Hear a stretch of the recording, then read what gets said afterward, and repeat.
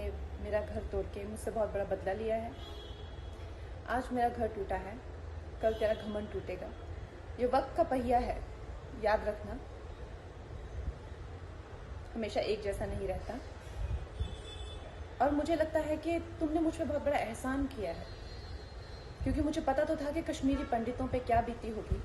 आज मैंने महसूस किया है, और आज मैं इस देश को वचन देती हूँ कि मैं सिर्फ अयोध्या पे ही नहीं, कश्मीर पे भी एक फिल्म बनाऊंगी और अपने देशवासियों को जगाऊंगी, क्योंकि मुझे पता था हमारे साथ होगा तो होगा, लेकिन मेरे साथ हुआ है, इसका कोई मतलब है, इसके कोई मायने हैं।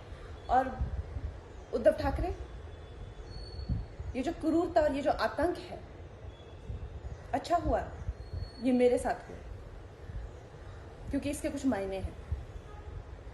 जय हिंद, जय महाराष्ट्र।